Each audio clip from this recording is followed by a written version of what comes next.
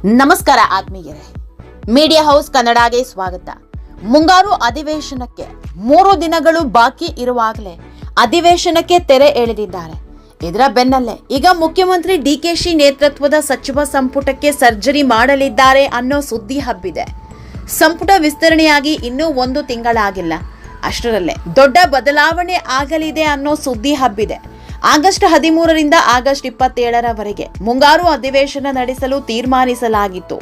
ಆದರೆ ಪ್ರತಿಪಕ್ಷಗಳ ಪ್ರತಿಭಟನೆ ಮತ್ತು ಗದ್ದಲದ ಹಿನ್ನೆಲೆಯಲ್ಲಿ 3 ದಿನಗಳ ಮುಂಚಿತವಾಗಿಯೇ ಸೋಮವಾರವೇ ವಿಧಾನಸಭೆ ಮತ್ತು ವಿಧಾನ ಪರಿಷತ್ ಕಲಾಪಗಳನ್ನು ಅನಿರ್ದಿಷ್ಟಾವಧಿಗೆ ಮುಂದೂಡಲಾಗಿದೆ. ಇದರ ಬೆನ್ನಲ್ಲೇ ಸಚಿವ ಸಂಪುಟ ಪುನಾರಚನೆ ಕುರಿತು ಚರ್ಚೆ ಆರಂಭ ಆಗಿದ್ದು, ಈ ಬಾರಿ 3ರಿಂದ 5 ಸಚಿವರನ್ನ ಸಂಪುಟದಿಂದ ಕೈಬಿಡಲಾಗುತ್ತೆ. ಇವರ ಸ್ಥಾನಕ್ಕೆ ಹೊಸಬರನ್ನ ತಂದು ಕೂರಿಸ್ತಾರೆ ಅನ್ನೋ ಮಾಹಿತಿ ಹೊರಬೀಳ್ತಾ ಇದೆ. ಹಾಗಾದ್ರೆ ಸಂಪುಟ ವಿಸ್ತರಣೆಯಾದ 1 ತಿಂಗಳಿಗೆ ಸರ್ಜರಿ ಆಗ್ತಿರೋದು ಯಾಕೆ? ಸಿದ್ದರಾಮಯ್ಯ ಸಿಟ್ಟಿಗೆ ದೆಹಲಿ ನಾಯಕರು ಮೆತ್ತಗಾದ್ರ ಈ ಬಾರಿ ಸಿದ್ದು ಹೇಳಿದಂತೆ ಆಗುತ್ತಾ? ಇದೆಲ್ಲದ್ರ ಬಗ್ಗೆ ಹೇಳ್ತಾ ಹೋಗ್ತೀವಿ.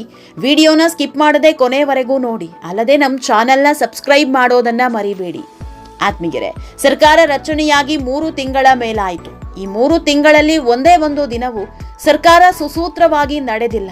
ಯಾಕಂದ್ರೆ ಬರೀ ಅಸಮಾಧಾನ, ಆಕ್ರೋಶ, ಮನವೊಲಿಸೋದ್ರಲ್ಲೇ 3 ತಿಂಗಳು ಕಳೆದು ಹೋಗಿದೆ. ಅದರಲ್ಲೂ ಸಿದ್ದರಾಮಯ್ಯ ಅವರ ಮುನಿಸನ್ನ ಶಮನ ಮಾಡೋದೇ ದೊಡ್ಡ ಚಾಲೆಂಜ್ ಆಗಿದೆ. ಇದರ ಜೊತೆಗೆ ನಾಗೇಂದ್ರರನ್ನ ಸಚಿವ ಸ್ಥಾನದಿಂದ ಕೆಳಗಿಳಿಸಬೇಕು ಅಂತ ಕಮಲ ನಾಯಕರು ಪಟ್ಟು ಹಿಡಿದು ಕೂತಿದ್ದಾರೆ. ಒಂದೇ ಒಂದು ದಿನವೂ ಕಲಾಪ ಸುಸೂತ್ರವಾಗಿ ನಡೆಯೋದಕ್ಕೆ ಅವಕಾಶ ಮಾಡಿಕೊಡ್ತಾ ಇಲ್ಲ. ಜೊತೆಗೆ ಬಳ್ಳಾರಿಗೆ ಪಾದಯಾತ್ರೆ ಹೊರಡಲು ಪ್ಲಾನ್ ಮಾಡ್ಕೊಂಡಿದ್ದಾರೆ. ಜೆಡಿಎಸ್ ಬಿಜೆಪಿ ನಾಯಕರು ಜಂಟಿಯಾಗಿ ಪಾದಯಾತ್ರೆಗೆ ರೆಡಿ ಆಗ್ತಿದ್ದಾರೆ. ಇದೆಲ್ಲವೂ ಕಾಂಗ್ರೆಸ್ಗೆ ನುಂಗಲಾರದ ತುತ್ತಾಗಿ ಪರಿಣಮಿಸಿದೆ. ಇದನ್ನೆಲ್ಲ ಅರಿತ ದಿಲ್ಲಿ ನಾಯಕರು ಸಿಎಂ ಡಿಕೆಶಿಯನ್ನ ದೆಹಲಿಗೆ ಕರೆಸಿಕೊಂಡಿದ್ದಾರೆ. ಈ ವೇಳೆ ಸಂಪುಟ ವಿಸ್ತರಣೆ ಬಳಿಕ ಎದ್ದಿರುವ ಬಂಡಾಯಕ್ಕೆ ಮದ್ದು ಅರಿಯಲು ಏನೆಲ್ಲ ಮಾಡಬೇಕು ಅನ್ನೋ ಚರ್ಚೆ ನಡೆಯಲಿದ್ದು, ಬಂಡಾಯ ಬೇಡಿಕೆ, ಬಿಗಿ ಪಟ್ಟುಗಳ ಬಗ್ಗೆ ಮಾತುಕತೆ ನಡೆಯಲಿದೆ. ಅಲ್ಲದೆ ಈ ಬಾರಿ ಕಾರ್ಯಕರ್ತರು ಹಾಗೆ 2ನೇ ಹಂತದ ನಾಯಕರಿಗೆ ಸ್ಥಾನಮಾನ ನೀಡುವ ಬಗ್ಗೆ ಸಮಗ್ರ ಚರ್ಚೆಯಾಗಲಿದೆ. ಅಲ್ಲದೆ ನಿಗಮ ಮಂಡಳಿ ಅಧ್ಯಕ್ಷ ಉಪಾಧ್ಯಕ್ಷರ ನೇಮಕದ ಬಗ್ಗೆಯೂ ಈಗಲೇ ಫೈನಲ್ ಆಗೋ ಸಾಧ್ಯತೆ ಇದೆ. ಬಿ ನಾಗೇಂದ್ರ ರಾಜೀನಾಮೆಗೆ ಪ್ರತಿಪಕ್ಷಗಳು ಒತ್ತಡ ಹೇರ್ತಾ ಇದೆ. ಹೀಗಾಗಿ ನಾಗೇಂದ್ರರನ್ನ ಕೈ ಬಿಡಬೇಕಾ ಬೇಡವಾ ಅನ್ನೋ ತೀರ್ಮಾನ ಆಗಲಿದೆ. ಅಲ್ಲದೆ ಸಂಪುಟದಲ್ಲಿ ಖಾಲಿ ಉಳಿದಿರುವ ಮಹಿಳಾ ಕೋಟಕ್ಕೆ ಯಾರನ್ನ ಆಯ್ಕೆ ಮಾಡಬೇಕು ಅನ್ನೋದರ ಬಗ್ಗೆಯೂ ಚರ್ಚೆ ಆಗಲಿದ್ದು, ಅಸಮಾಧಾನ ತಣಿಸಲು 2ರಿಂದ 3 ಹಿರಿಯ ಸಚಿವರಿಗೆ ಕೊಡೋ ಸಾಧ್ಯತೆ ಇದೆ. ಇನ್ನು ಸಚಿವ ಸ್ಥಾನಕ್ಕೆ ಯಾರೆಲ್ಲ ಪ್ರಬಲ ಒತ್ತಡ ಹೇರ್ತಿದ್ದಾರೆ ಅಂತ ನೋಡೋದಾದ್ರೆ, ಬ್ಯಾಡಗಿ ಕ್ಷೇತ್ರದ ಬಸವರಾಜ ಶಿವಣ್ಣ ಅವರಿಗೆ ಸಚಿವ ಸ್ಥಾನ ನೀಡಲೇಬೇಕಾದ ಅನಿವಾರ್ಯತೆ ಎದುರಾಗಿದೆ. ಯಾಕಂದ್ರೆ ಶಿವಣ್ಣ ಅವರಿಗೆ ಸಚಿವ ಸ್ಥಾನ ನೀಡಿಲ್ಲ ಅನ್ನೋ ಕಾರಣಕ್ಕಾಗಿಯೇ ಸಿದ್ದರಾಮಯ್ಯ ಸಿಡಿದೆದ್ದಿರೋದು ಇವತ್ತಿನವರೆಗೂ ದಿಲ್ಲಿ ನಾಯಕರಿಗೆ ಕಗ್ಗಂಟಾಗಿ ಪರಿಣಮಿಸಿರೋದು. ಹೀಗಾಗಿ ಈ ಬಾರಿ ಶಿವಣ್ಣಗೆ ಸಚಿವ ಸ್ಥಾನ ನೀಡಲೇಬೇಕಾದ ಅನಿವಾರ್ಯತೆಗೆ ದಿಲ್ಲಿ ನಾಯಕರು ಬಂದು ಕೂತಿದ್ದಾರೆ. ಇನ್ನು ಬೆಂಗಳೂರಿನ ವಿಜಯನಗರ ಶಾಸಕ ಎಂ ಕೃಷ್ಣಪ್ಪ ಕೂಡ ಫುಲ್ ರೆಬೆಲ್ ಆಗಿದ್ದಾರೆ. ಯಾರು ಎಷ್ಟೇ ಮನವೊಲಿಸೋ ಕೆಲಸ ಮಾಡಿದ್ರು ಹಿಡಿದ ಹಠ ಬಿಡ್ತಾ ಇಲ್ಲ. ಒಂದು ವೇಳೆ ಸಚಿವ ಸ್ಥಾನ ಸಿಗದೇ ಇದ್ರೆ ಒಂದು ಕಾಲನ್ನ ಪಕ್ಷದಿಂದ ಹೊರಗಿಡ್ತಾರ ಅನ್ನೋ ಮಾತಿದೆ. ಇನ್ನು ಮೈಸೂರಿನ ನರಸಿಂಹರಾಜ ಕ್ಷೇತ್ರದ ಶಾಸಕ ತನ್ವೀರ್ ಸೇಠ್ ಈ ಬಾರಿ ಮೈಸೂರಿಗೆ ಒಂದೇ ಒಂದು ಸಚಿವ ಸ್ಥಾನ ನೀಡಿದ್ದಾರೆ. ಅದರಲ್ಲೂ ಹಿರಿಯ ಶಾಸಕ ತನ್ವೀರ್ ಸೇಠ್ಗೆ ಸಚಿವ ಸ್ಥಾನ ಸಿಗದಿದ್ದಕ್ಕೆ ಬೆಂಕಿ ಉಗುಳ್ತಿದ್ದಾರೆ. ಗುಟ್ಟಾಗಿ ಸಭೆ ಕೂಡ ಮಾಡ್ತಿದ್ದಾರೆ.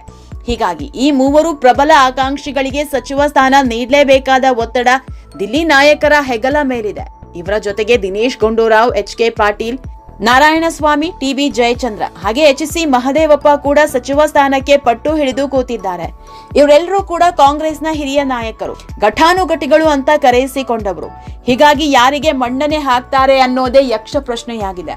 ಆತ್ಮೀಯರೇ, ಮಹಿಳಾ ಕೋಟದಲ್ಲಿ ಸದ್ಯಕ್ಕೆ ಖಾಲಿ ಇರೋದು ಒಂದೇ ಒಂದು ಸಚಿವ ಸ್ಥಾನ. ಆದ್ರೆ ಆ ಸ್ಥಾನದ ಮೇಲೆ 4 ಕಣ್ಣಿಟ್ಟಿದ್ದಾರೆ.